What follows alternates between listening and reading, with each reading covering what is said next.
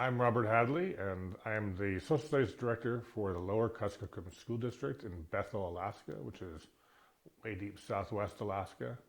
I've been in teaching for about 27 years now, and Holocaust and Genocide education for about 22 years.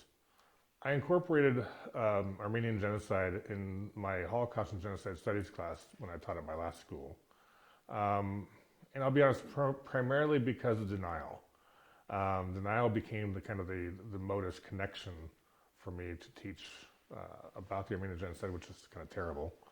But it was also very much present in the political sense. My class was also a political science class, so it fit more into that narrative a little bit. I think the way this program helps me is to really build up context for the Armenian Genocide, because it just seems like it's, why is this happening? Why did that happen? Which I still, even as a Holocaust and Genocide educator, didn't really have a good answer to.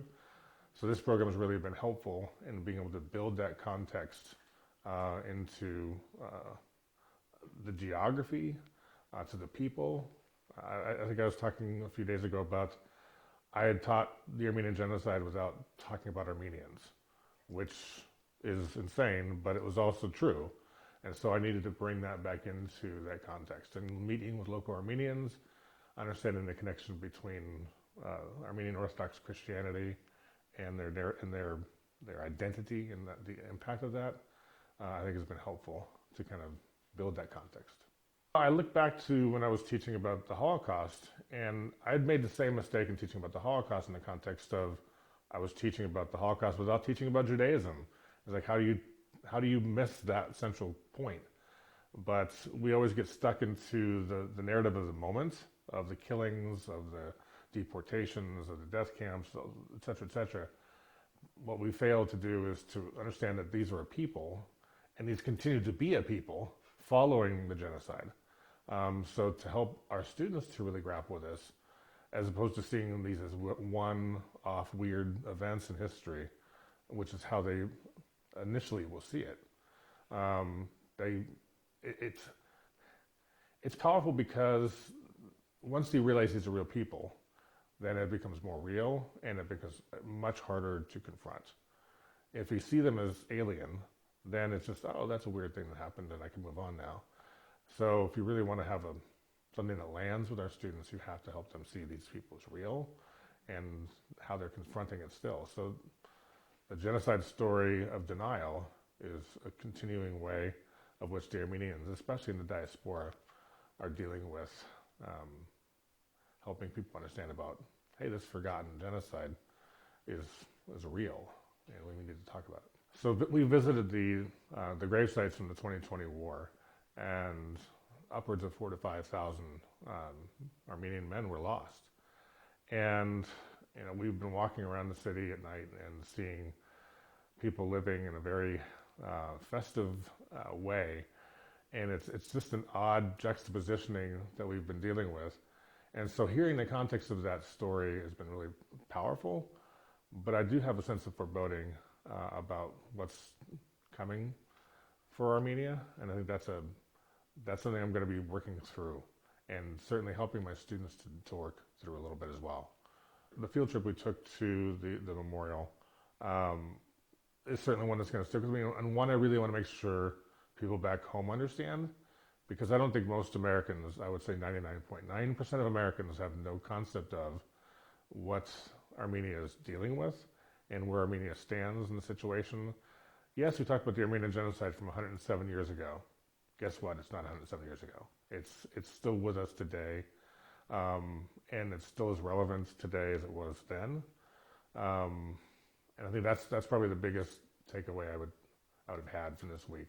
And just in connection with, again, meeting with everyday Armenians in the street and saying, why are they acting this way? I think it's carpe diem on some level, that they're living for today.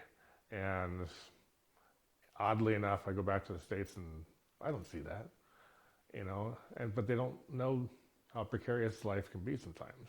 These people do. So just this morning I got a request from a teacher friend from another network I'm working with, and that's the Holocaust Museum Teacher Fellowship. and he wanted me to do a Zoom session with museum teacher fellows about the Armenian Genocide, about this program.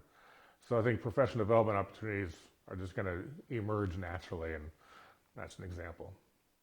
I think one of the connections that I make with the particular group of students I work with in Alaska, the Yupik tribe, is this incredible sense of identity, and both have this strong sense of identity. This preservation of culture, preservation of language. One of the threads within the Yupik community that's strongest in Alaska amongst all the tribes is the maintenance of their language and other cultural aspects. So that to me is something that really resonates, and I think would resonate for our students to really be able to dig into more. I think the genocide question is something we'd have to really work at. Even having conversations about Native Alaskan genocide is something they're struggling with, confronting and dealing with.